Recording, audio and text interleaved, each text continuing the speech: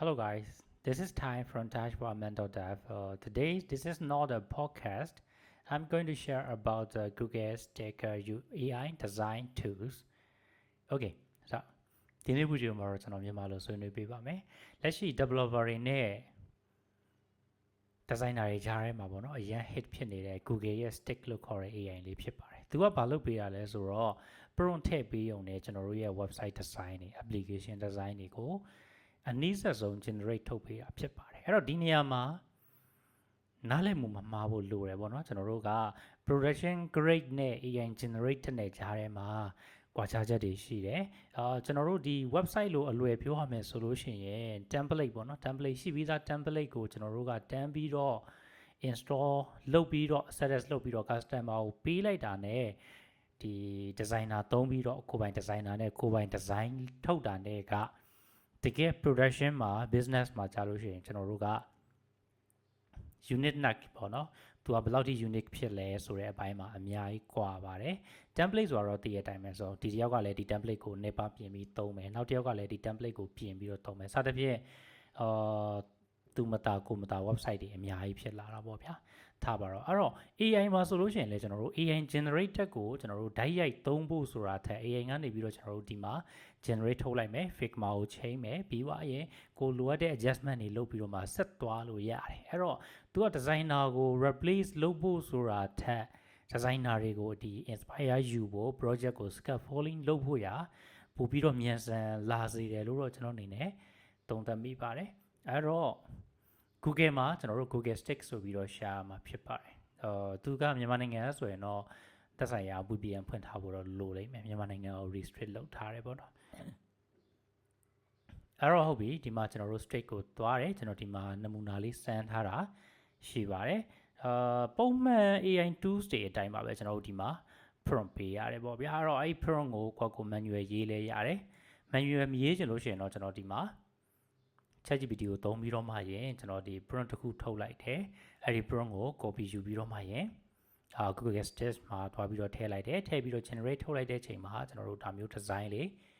ထွက်လာတာဖြစ်ပါတယ်ကျွန်တော်ဒီ LMS project တစ်ခုလုပ်ဖို့အတွက်အခုရပိုင်းတွင်မှာ try နေတယ်ပေါ့နော်အဲ့အတွက်ဒီ design idea ရကြလို့ကျွန်တော်ဒီမှာမူချမ်းလေးတွားပြီးတော့ try ထားတာဖြစ်ပါတယ်အဲ့တော့သူဒီမှာဆိုလို့ရှိရင်လည်း color theory တွေယူသွားတာလှတယ်ပေါ့နော်60% color 30% color and then call to action 10% color ဒီဟာတွေကိုတကယ် designer တယောက်လိုမျိုးပေါ့နော်ဘယ်နေရာမှာကျွန်တော်တို့က call to action နဲ့10% color ကိုသုံးမယ်ဘယ်နေရာမှာတော့30% color သုံးမယ်ဘယ်နေရာမှာ60% color ကိုသုံးသွားမယ်ဆိုတဲ့ဟာလေးတွေကတော်တော်လေးသဘောကျဖို့ကောင်းပါတယ်ဒီ page ကြီးကတော့ဒါသူ live mode အတွက်နမူနာထည့်ထားတာနဲ့တူတယ်ထားလိုက်ပါ so let it be okay အဲ့တော့ဒီ AI နဲ့ generate ထုတ်တာတော့အားလုံးလဲသိပြီးတော့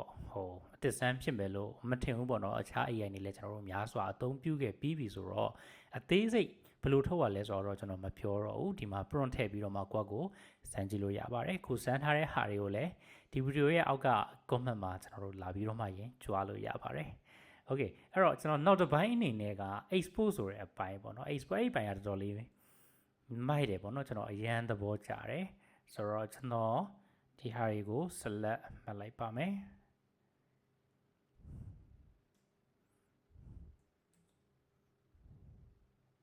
โอเคကျွန်တော်ဒီနမူနာအနေနဲ့ဒီ page ကို select မှတ်လိုက်တယ်ဆိုကြပါစို့ okay I got it select မှတ်လိုက်ပြီကျွန်တော်ဒီ page တွေကိုပြီးတော့ရင် export ထုတ်မယ်ဆိုလို့ရှိရင်ကျွန်တော်တို့ကို AI Studio ရှိမယ် Figma ရှိမယ်စသဖြင့်အများကြီးရှိရပေါ့နော်ကျွန်တော်ကဒီ Hago designer မဟုတ်တဲ့အတွက်အခြား tools တွေတော့ကျွန်တော်အများကြီးမသိဘူးဒီမှာ Figma ကတော့ပုံမှန်အားဖြင့် developer standards ပေါ့နော်အသုံးများတယ်ဆိုတော့ Figma ကိုကျွန်တော်တို့ထုတ်လို့ရတယ်ထုတ်ပြီးတော့မှရင်Figma ထဲမှာလိုအပ်တဲ့ပြင်ဆင်မှုတွေလုပ်လို့ရတာကိုတွေ့ရပါတယ်ဒီမှာဆိုလို့ရှိရင်လည်းcode to clipboard ဆိုတာမျိုးတွေရှိတယ် zip ချုပ်တာတွေရှိတယ်စသဖြင့်အများကြီးရှိတယ်ပေါ့နော်အဲ့တော့ကျွန်တော်ဒီမှာတော့အဓိကအသုံးထည့်မှာကတော့ Figma ဆိုတဲ့ option ပဲလို့ထင်တယ်အဲ့တော့ဒီ Google Stack ဆိုတာလေးကလက်ရှိမှာ API key တွေလည်းမလိုဘူး payment ထည့်စရာလည်းမလိုဘဲနဲ့ကျွန်တော်တို့စမ်းသပ်လို့ရတာဖြစ်တဲ့အတွက်အားလုံးပဲလိုက်ပြီးတော့စမ်းသပ်တင်ပါတယ်တကယ်လို့စမ်းသပ်နေရင်လည်းနားမလဲတာ